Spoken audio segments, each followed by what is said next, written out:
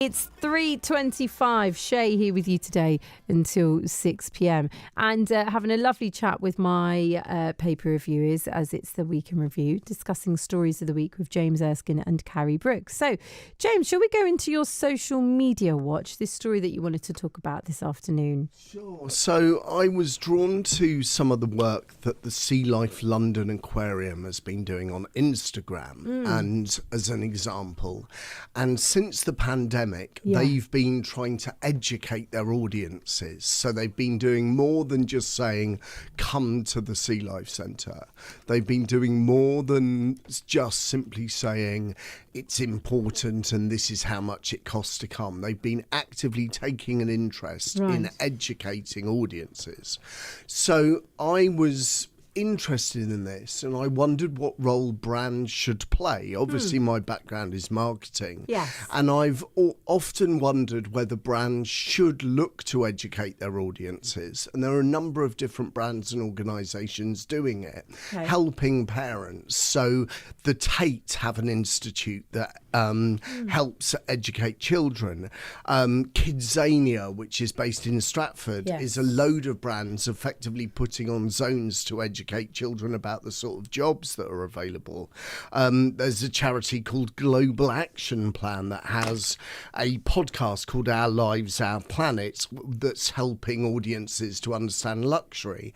And I just thought that it's a really good example of brands and organisations doing more for audiences than simply selling to them. Do you think that because of the rise of social media, brands now recognise they maybe in a sense have more power as well? They've got a lot more space to talk about a lot more stuff, and they can't just keep selling. Advertising has changed hugely over the years. It used to be very much like a megaphone shouting offers at people. Now it's a lot more about a conversation and a relationship.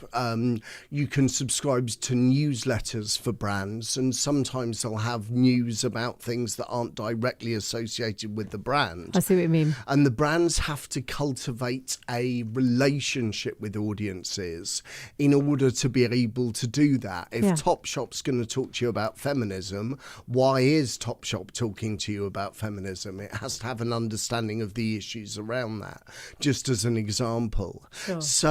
So yeah, there's a lot more opportunity for brands to do that and to help with news curation, with education, with other voices other than just what's going on at their brand. Do you think, actually, Carrie, that we as the consumers are more clued up as well? Like we can see through if it's like as James just saying there, if it is an advertising campaign or if the company is being genuine in terms of really wanting to educate and be supportive. I think we've become much more aware of it, definitely. And I think it's a question about giving value.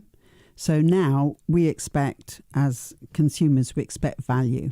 So what I mean is, now if you're, let's say I'm a life coach, if I want to promote something, I need to be able to give things free around it. So to give value, let's say if I want to launch a course or something, I need to give, let's say, information, strategies and tips around that to create value. And I think this is what we want now. We just don't want the heavy selling. We want value. And we also, I think, want to believe in the brands. We want to believe that they're the reason that they're actually sort of selling to us, but in a way that we can sort of trust them, and what are their ethos, what's the morality behind this brand.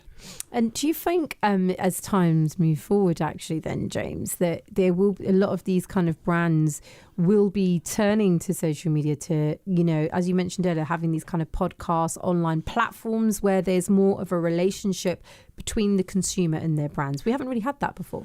It's happening slowly. It is definitely happening though. So there's a really good example of an underwear brand that has a podcast that talks about women's issues and talks about feminism, and that's a really good example of a brand giving something more than just its basic selling the product. message. Yeah. Exactly. And that's happening more and more, even in Why is that important though?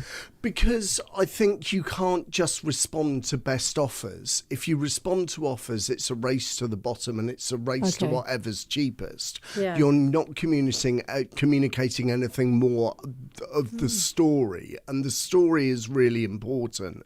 People buy narratives, even in a subtle way. You find, for example, John Lewis sponsoring Channel 4's property programmes. And that you're in the mind to see a property programme, you're thinking about the soft furnishings in your house. Got you, yeah. And it's an example. Exactly. And you're also seeing we're just in the time where billions of pounds, an estimated £9 billion is going to be spent on Christmas advertising here in the UK. Not very much of that will be product related. Lots of that will be story related and Christmas related. Sure. You're reminded of the John Lewis advert. You're reminded of the Marks and Spencer advert. Yes. There's plenty of big Christmas adverts that are coming out Yeah. from all sorts of different suppliers and vendors that don't necessarily talk about the products on sale at those various different It's shops. interesting because what you're referring to is just really these brands building these maybe even lifelong relationships with the consumers where they relate to the stories and therefore kind of want to buy in on the brands. Yeah. Stay with me. We'll continue having a chat with James and also Carrie in the next hour of the show. And if you would like to share your thoughts, 0800 731 2000 is the number. Right, it's 3:32. Let's give you an update on the roads now. Traffic